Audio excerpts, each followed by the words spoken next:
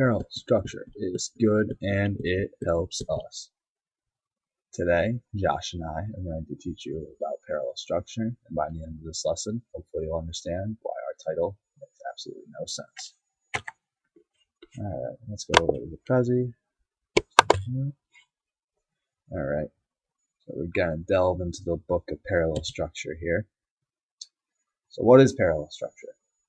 Sentences or parts of sentences are parallel when structures or structures within them take the same form. Another definition of parallel structure is repeated syntactical similarities introduced into a speech or a written piece for rhetorical effect. Overall, parallelism is important at the level of the word, the phrase, and the clause. There's three main things right here that we're going to go over. Alright, for example, words. Why should we live with such hurry and waste of life? Henry David Thoreau, the man in our class. The explanation behind this, of how it's parallel, the words hurry and waste are both nouns and they both follow the preposition with. So that makes hurry and waste parallel. Then going over to phrases. It has truly been said that never in history have so many educated people devoted so much attention to so few children. Now, the wording behind this is kind of odd because it has truly been said that never kind of is hard to read. Trust me, it is.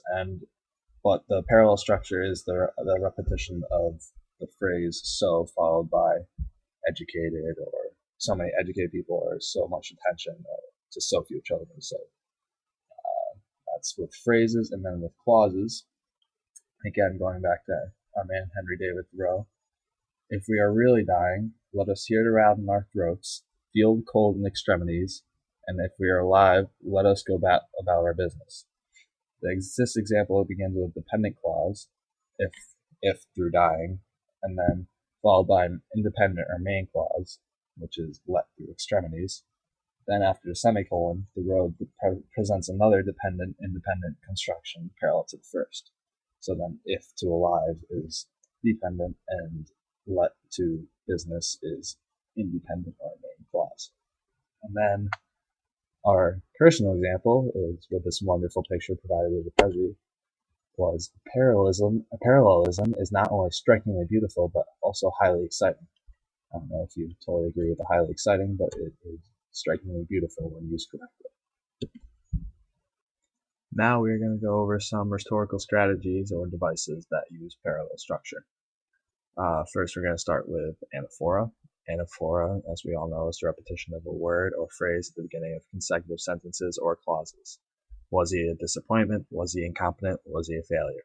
Obviously, was he is the repetitious phrase in this case. And it might seem a little odd because it's in question form, but obviously it still works. Next is antithesis, which is the contrast of thoughts or ideas between successive clauses in a parallel construct. Give every man thy ear, but few thy voice. So obviously you're contrasting thy ear and thy voice in successive clauses right here. Next is antimetaboly, and this is the repetition of words in reverse order between successive sentences or clauses. So you stood up for America, now America must stand up for you. So you see how you stood up for America now, and then and now America stands up for you, so it reverses it between the two clauses.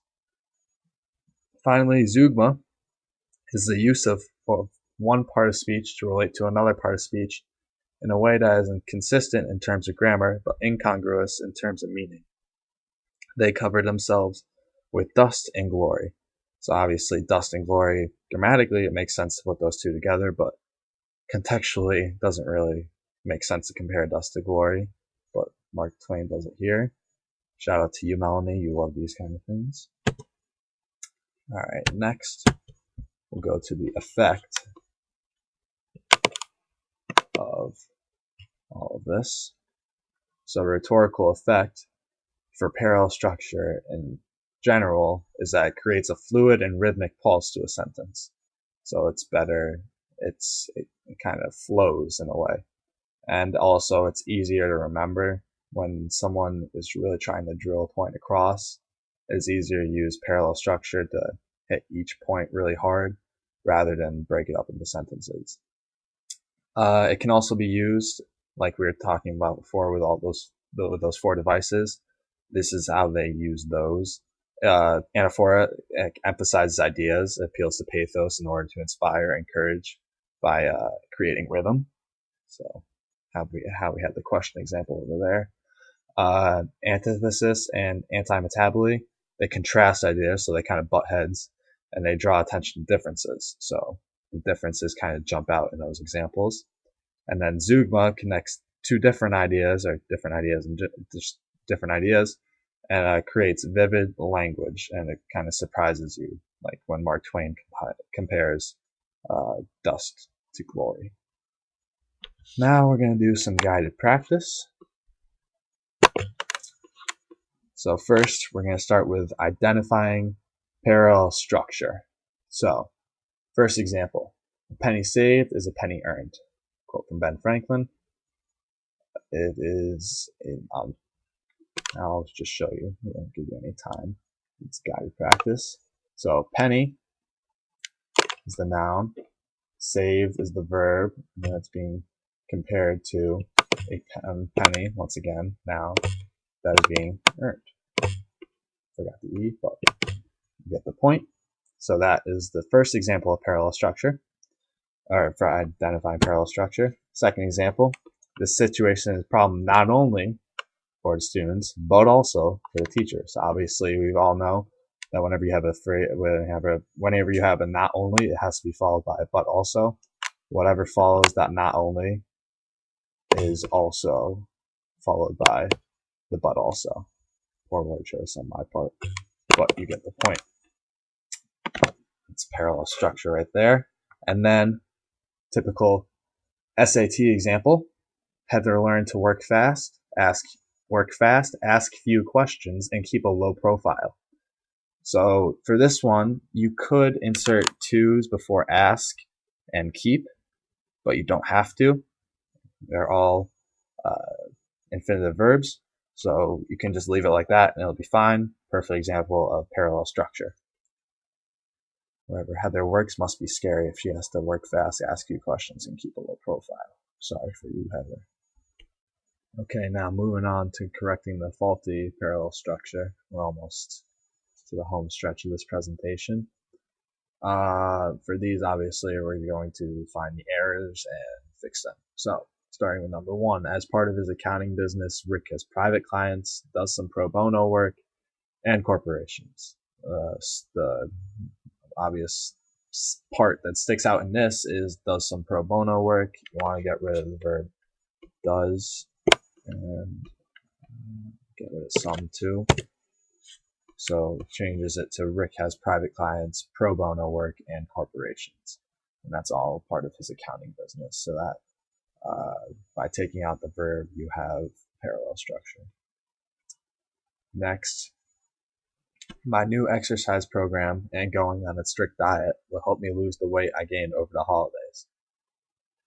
Again, you want to get rid of the verb after the and.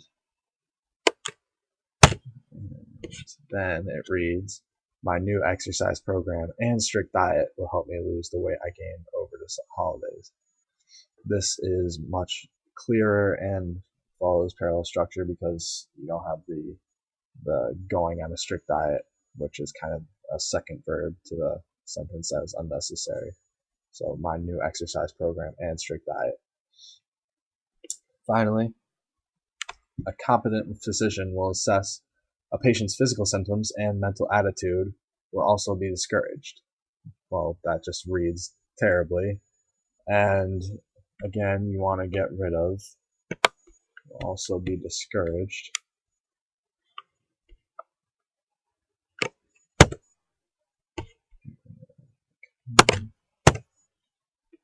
So a competent physician will assess a patient's physical symptoms and mental attitude. So that is how you fix these 3 examples, and these are more examples without rhetorical devices because it's harder to find examples of like how to correct those. And finally, the identify and explain section will showcase a few of the rhetorical devices we were talking about. And then, of course, on your independent practice, you should have all 4 of these examples. All right. So, number 1, whatever affects one directly affects all indirectly. This, of course, is an antithesis, which you, of course, remember from the beginning of this presentation is a contrast of thoughts in 2 phrases, clauses, or sentences. So these, the affects one directly is contrasting with the affects all indirectly. Next example, we were partners, not soulmates, 2 separate people who happened to be sharing a menu and a life. Very romantic, very deep. And this is, of course, a zeugma because they are sharing a menu and a life. 2 completely different things that make sense grammatically, but to be sharing a menu and then sharing a life are 2 very, very different things contextually. And finally, your last example of parallel structure from us, which you'll be getting help with from us, is the typical SAT example from one of Martin Luther King Jr.'s speeches. In any nonviolent campaign, there are 4 basic steps: collection of the facts to determine whether injustices exist, negotiation, self-purification, and direct action. Now, this is listing, and it still works even though collection of facts to determine whether injustice exists. It seems like it's not parallel to the rest. It does work because of the word collection, and then the rest of this could actually be disregarded. And if you were disregarded that, not that I want to delete Martin Luther King's words, but it would almost make more sense for our purposes. In any nonviolent campaign, there are 4 basic steps: collection, negotiation, self-purification, and direct action. So now you can see how this is, in fact, an example of parallel structure. And it was used very well, obviously. So that concludes all of our help for parallel structure. And now you should obviously know that our title, Parallel Structure is Good and It Helps Us, is in fact very faulty. So thank you for listening and have a great day. Thank you, Mr. Constant. You rock.